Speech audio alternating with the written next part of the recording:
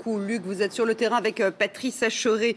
Une guerre sur le terrain, une guerre de communication aussi. Ce soir, le Kremlin affirme que ces attaques sont, je cite, une réussite. Dominique Derna, je me tourne vers vous. Vous êtes un bon connaisseur de la Russie. Vous avez été correspondant pendant plusieurs années de France Télévisions. Quel est l'objectif aujourd'hui de Poutine ? Il est double, je crois. L'objectif de Vladimir Poutine, c'est d'abord de renverser le pouvoir en place à Kiev.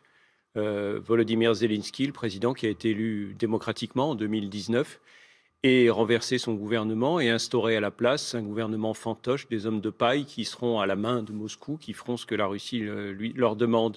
Le porte-parole du Kremlin cet après-midi, Dmitri Peskov, a déclaré que la Russie était tout à fait ouverte à la négociation avec Volodymyr Zelensky. Tout ce qu'il demandait, c'était qu'il démissionne et qu'il dépose les armes et que l'Ukraine devienne un pays neutre. Voilà, c'est aussi un message qui est envoyé à l'Occident, un message extrêmement fort. On le voit aujourd'hui, ce n'est pas une guerre contre l'Ukraine seulement, c'est aussi une guerre contre l'Occident qu'a lancé Vladimir Poutine, contre les valeurs que l'Occident défend et représente, la démocratie, la voix du peuple.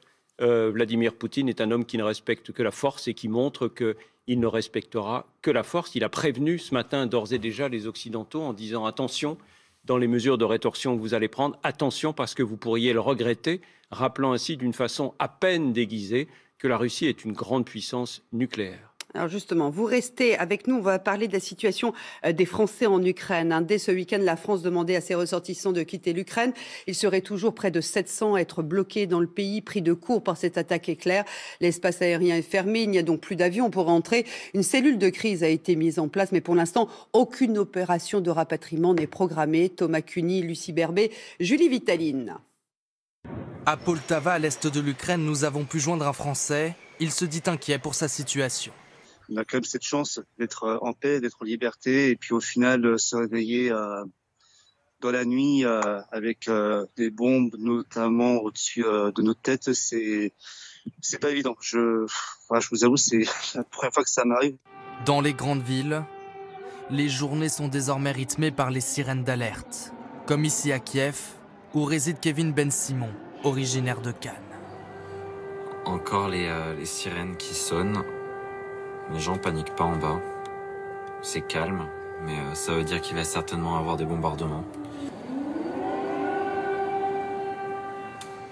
Cet autre ressortissant français, à 150 km de là à l'ouest, a lui tout installé dans sa cave.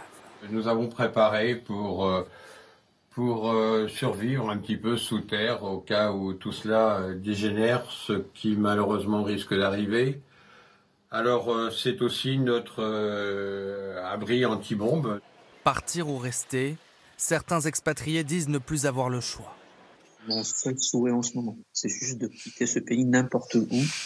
En Pologne, j'ai essayé d'aller vers la Pologne, il n'y a personne. Je ne parle même pas la langue. J'ai demandé à quelqu'un, même l'ambassade m'a déconseillé de prendre la voie routière parce qu'il y a des armes qui circulent, il y a des charrettes qui circulent.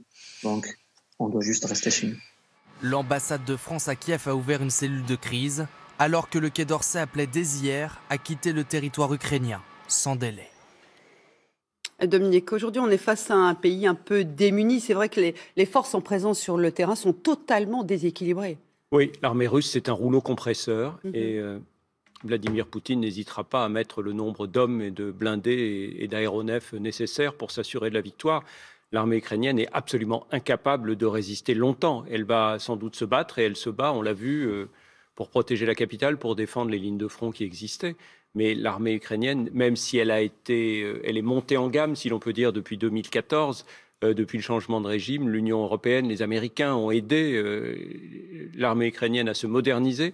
Il y a eu des conseillers, il y a eu des livraisons d'armement, etc. Mais elle n'est absolument pas de taille, quel que soit l'héroïsme des Ukrainiens, à résister à un rouleau compresseur comme celui de l'armée russe. Et pour autant, les Occidentaux ont décidé de ne pas envoyer d'hommes, de troupes sur le terrain. Pourquoi ? Parce que la Russie est une grande puissance nucléaire et qu'on sait pertinemment que c'est un engrenage duquel il serait extrêmement difficile de sortir. Si, une fois encore, Vladimir Poutine a prévenu, attention, n'intervenez pas. Joe Biden, je vous le rappelle, il y a quelques jours déjà, avait déjà dit qu'il n'était pas question d'envoyer des hommes sur le terrain. La question, c'est que peut faire que peut faire l'Occident contre Vladimir Poutine aujourd'hui. Alors on va en parler dans quelques instants avec vous sur les sanctions qui s'annoncent. En tout cas, depuis ce matin, on assiste à un exode massif d'Ukrainiens vers l'Ouest. L'Europe se prépare à l'arrivée de plusieurs millions de réfugiés. Les 27 ont déjà mis en place des plans d'urgence. Les premiers centres d'accueil vont bientôt ouvrir en Pologne, en Slovaquie ou encore en Roumanie. Peggy Moget. À pied, ce couple d'Ukrainiens et leurs 2 fillettes quittent leur pays. Nous sommes à un poste frontière entre l'Ukraine et la Pologne. En quelques heures seulement, ils ont fait leurs valises puis ont marché plusieurs kilomètres en quête de sécurité. Nous arrivons en Pologne et ensuite nous irons probablement à Chypre, chez des amis. Et nous resterons là-bas jusqu'à ce que la situation et les bombardements se calment un peu. Mon mari n'arrêtait pas de me dire que je paniquais trop et que cela n'arriverait pas. Mais maintenant on y est et c'est absolument incroyable.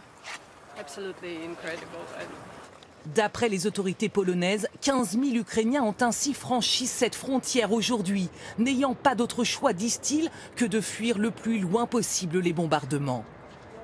C'est le désordre partout.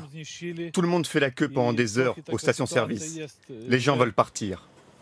Les Ukrainiens s'enfuient vers l'ouest et c'est tous les pays limitrophes qui s'organisent. La Pologne a déjà prévu l'ouverture de 9 centres d'accueil à la frontière des 2 pays. La Pologne sera sûrement un pays sûr pour nos voisins, nos amis, pour tous ceux qui sont aujourd'hui dans une situation très difficile.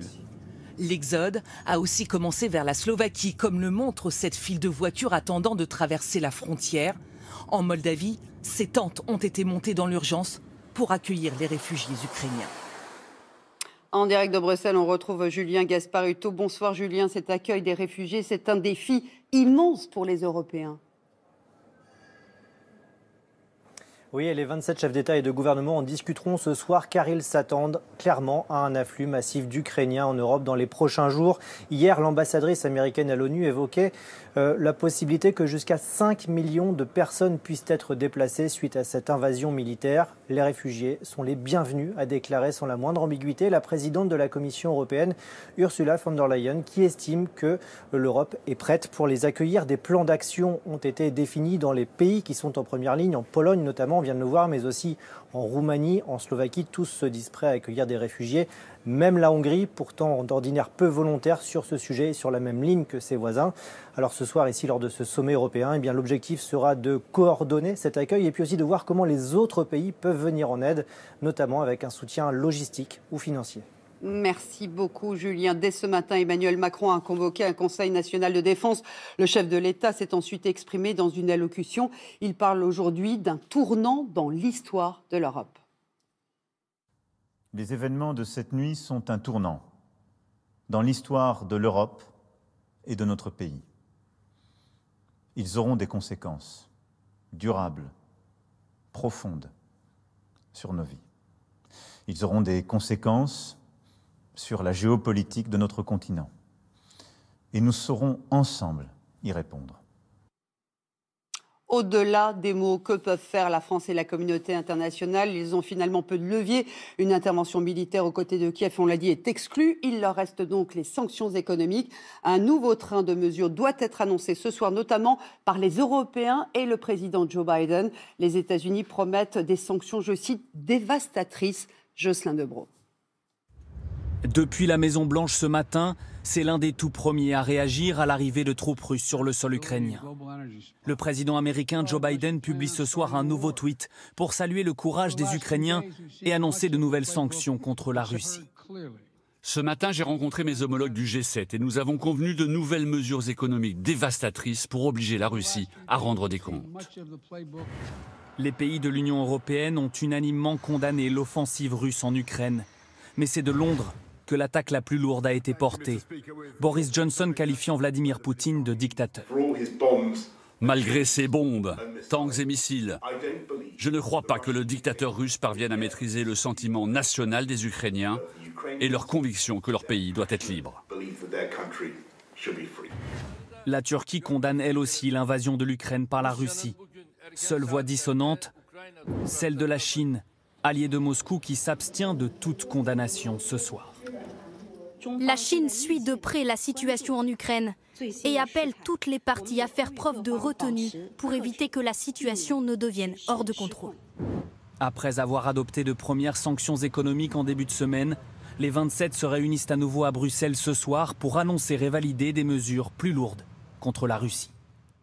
Dominique, est-ce qu'il y a des sanctions de nature réellement à arrêter Vladimir Poutine? Arrêter, non. Faire mal à l'économie russe, certainement, si l'Union européenne décide de faire sortir la Russie du système SWIFT, qu'on appelle système de finance mondiale. Un système de finance mondiale qui permet aux banques russes de se financer sur la scène internationale. Ça fera mal à l'économie russe, ça fera mal à ses banques. Mais franchement, Vladimir Poutine a réuni ce matin au Kremlin les hommes les plus riches de Russie, les oligarques, ceux qui sont à la tête des différents conglomérats, pour leur dire sans doute qu'ils allaient perdre quelques dizaines ou quelques centaines de milliards. Et aucun d'entre eux, vous imaginez, n'oserait s'opposer à Poutine. Donc ça va leur faire mal, mais est-ce que ça sera suffisant? Non, bien sûr que non. Alors on a appris ce soir que plus de 700 personnes ont été arrêtées aujourd'hui en Russie parce qu'elles étaient opposées à la guerre. Est-ce que l'opinion publique russe, le russe, est-ce qu'il est derrière Poutine? Non, bien sûr que non. Il y a une bonne partie de l'opinion. D'abord, les Russes ont peur de la guerre. Ils n'ont pas oublié les plus de 20 millions de morts de la Deuxième Guerre mondiale. Les Russes ne veulent pas d'une guerre. Mais il y a différentes sortes de Russes. Il y a des Russes qui osent manifester dans la rue, ceux qu'on a vus aujourd'hui à Moscou, à Saint-Pétersbourg, qui ont osé braver l'interdiction de manifester.